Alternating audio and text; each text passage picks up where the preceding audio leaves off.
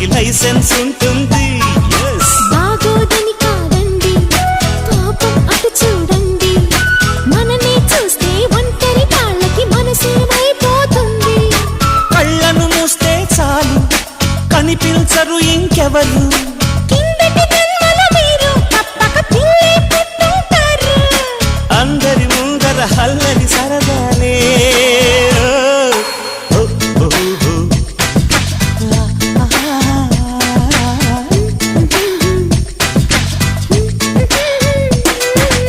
ఇంటికెళదాం పదవమ్మో.